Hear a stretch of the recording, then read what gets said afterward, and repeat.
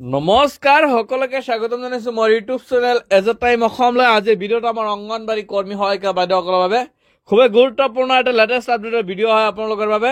সন্থাই ইতিমধ্যে এটা লেটেষ্ট আপডেট প্ৰকাশ কৰিছে যে আপোনালোকৰ যিহেতু কাইলৈ মহাবিক্ষোভ কাৰ্যসূচী লগতে ধাৰাবাহিক ধৰ্ণা কাৰ্যসূচী দিনে ৰাতিয়ে চলিব। মই আপোনালোকক এইখিনি আপডেট আগতে দিছিলো যে কাইলৈ অর্থাৎ 26 তারিখ অহাকালি আপনাদের জানে যে মহাবিক্ষোভ কার্যসূচী আছে, তাতে যোগ দিয়ার বাবে প্রস্তুতি হয়েছে আপনাদের নিশ্চয়।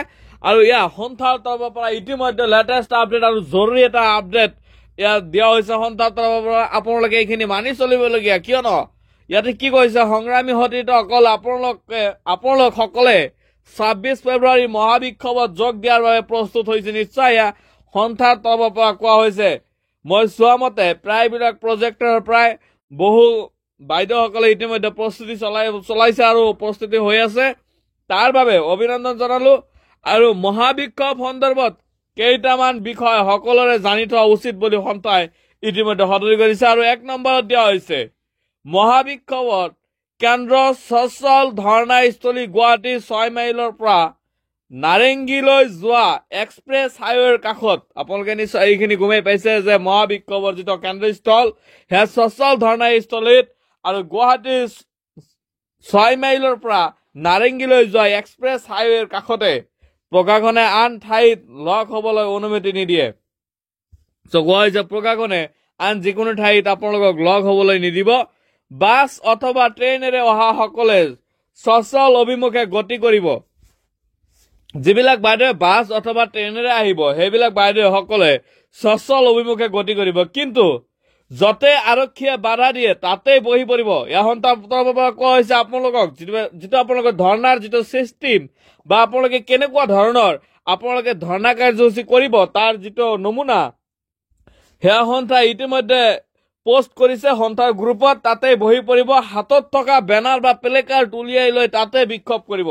আৰু হাতত আপোনালোকৰ যিখন বেনাৰ বা প্লেকাৰ্ড থাকিব সেইখন লৈ আপোনালোকক ধৰ্ণা চলাই নিয়াৰ কথা কৈছে বা বিক্ষোভ কাৰ্যসূচী চলাই নিয়াৰ কথা সন্থাই ইতিমধ্যে কৈছে। আৰু সেই বিশেষ অনুৰোধ সকলো সতীৰ্থই নিজৰ নিজৰ জিলা ভিত্তিত লগ হৈ আহিব অথবা দিছপুৰত আহি এঠাইত লগ হ'ব।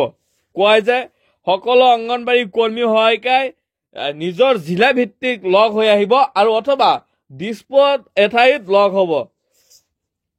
এই ক্ষেত্ৰত দিছপুৰৰ নতুন ফ্লাইঅভাৰৰ তলত ছুপাৰ মাৰ্কেট চিটি বাছ ষ্টেজৰ ওচৰত ঠাইখিনি ল'ব পাৰে। ছুপাৰ মাৰ্কেটৰ ওচৰত চিটি বাছৰ যিটো ওচৰত ঠাইখিনি ল'ব পাৰে আপোনালোকে ছুপাৰ মাৰ্কেটৰ ওচৰত দিছপুৰৰ আৰু ফ্লাইঅভাৰৰ তলত, আৰু সেই ঠাইখিনি আপোনালোকে ল'ব পাৰে। জিলা নেতৃত্বই সেইখিনিও ঠিক কৰি দিব। আপোনালোকে কোৱা হৈছে যে আপোনালোকে জিলা নেতৃত্বৰ লগত একেলগে যাব বা দিছপুৰত গৈ একলগ হ'ব। সকলোৰে লক্ষ্য স্থান কিন্তু সচল।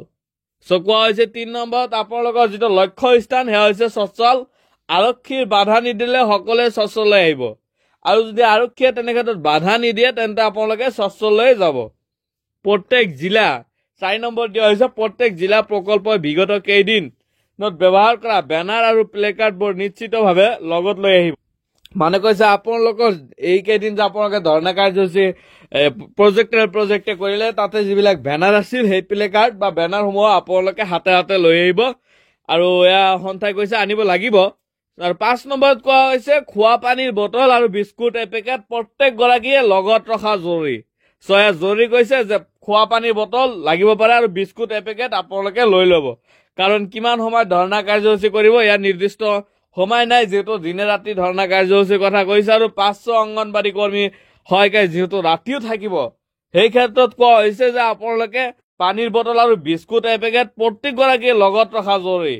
আৰু 6 নম্বৰ দিয়া হৈছে মোবাইল ফুল চাৰ্জ কৰিব আনিব। কোৱা হৈছে যে আপোনালোকৰ যে মোবাইল আছে সেই মোবাইল ফুল চাৰ্জ কৰি লৈ যাব আৰু সাৱধানে আনিব। কৈছে মোবাইল যাতে চুৰি নহয় বা সাৱধানে আনিব। তেনে ক্ষেত্ৰত মোবাইল ফুল চাৰ্জ কৰিব কৈছে সন্থাই। আৰু ধন্যবাদ দিছে সভানেত্ৰী জয়মতী দাস আৰু সম্পাদিকা ইন্দ্ৰাণী বাইদেউ। আজিৰ ভিডিঅ' ইমানেই আছিল।